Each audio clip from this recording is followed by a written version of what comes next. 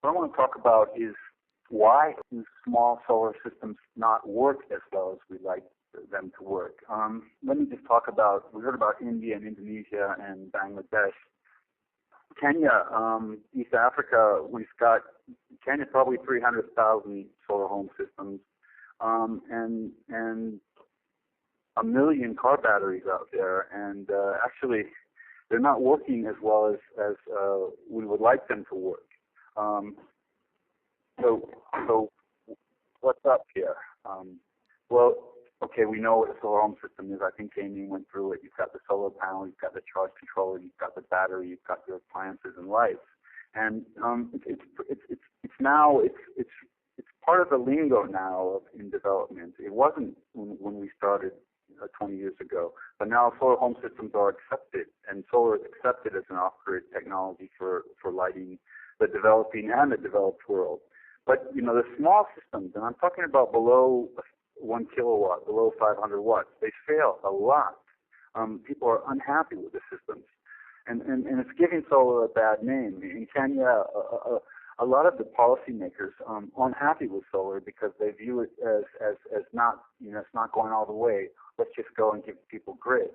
So why? What's happening here? Well, there's technical reasons and there's social reasons.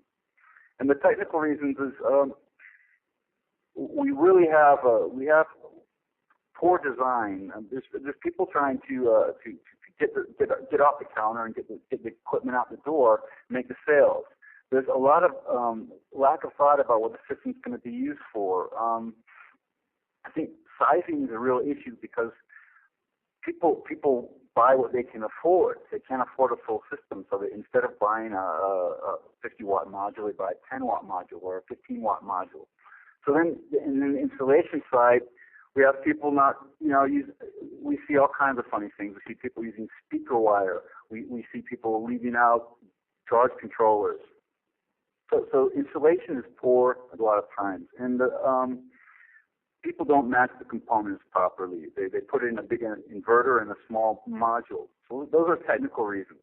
But there's also social reasons, which people don't have a plan for their energy that they're going to use.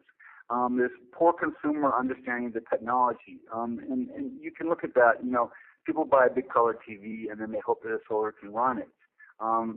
They don't really understand what the capacity of the battery is, and when you bring an inverter into a system, you're basically cutting out the role of the charge controller because the inverter can drain the battery very quickly.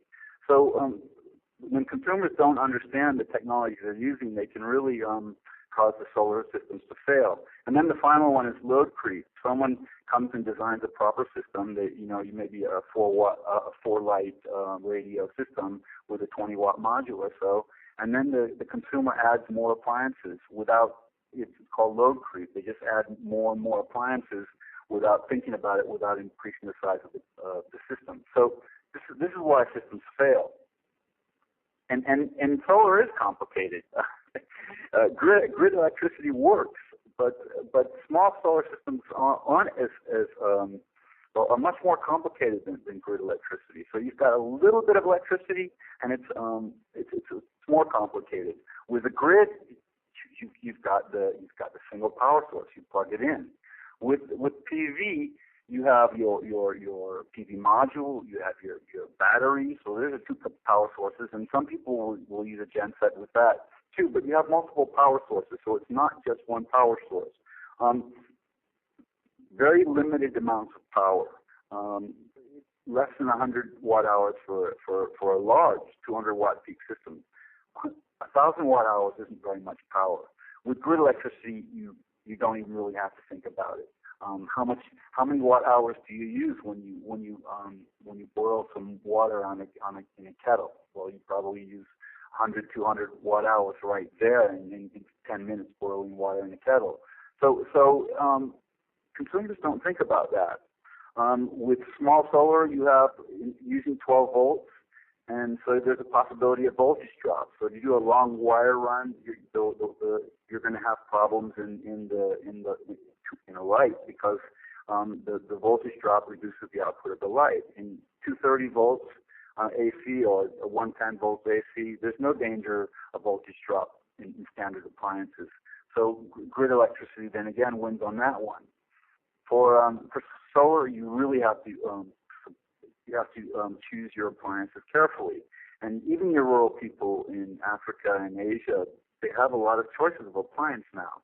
So telling them that they should not use a certain appliances really turns them off. With grid electricity, any appliances will work. It's just the cost of it, the electricity cost. And so in solar, you have a need for energy management. The consumers really have to be watching what they're doing. And in grid electricity, we don't really think about energy management very much, except for our electricity bills. So solar is complicated. It's small. A 50 or 100 watt solar system is small. You wouldn't think it, but it's complicated. So what I've learned is that small PV systems need proper design, and it's crucial that people design the systems the right way. And one of the problems we're having in Kenya is that when people are in a rush to sell the systems, they don't really they're not very honest with their consumers about what the system can do. You know, yeah, it will run your color TV. This 20 watt module will run that color TV, no problem. So the three things that need to happen for a solar system to work is the designer has to understand what the customer needs. So the person who's working with the customer needs to really talk with them and say, well, what are you going to do? What are your plans? And the customer has to understand basic solar principles. When it's cloudy, you don't have as much power. The battery is like your credit card. You can't run your battery dead, because that's going into energy debt, and it will kill your battery. So they have to understand that how much solar energy is coming in every day. So it's a conceptual understanding that the customer really has to get, and a lot of times people don't get it. So I already mentioned the seller and installer being honest, and a lot of times we don't have honest brokers. So I want to go through what's in my book, and I just want to go through this process, and I'm hoping that by the time I go through this process, you'll see how important it is that the solar installers, the solar sellers, can go through this process with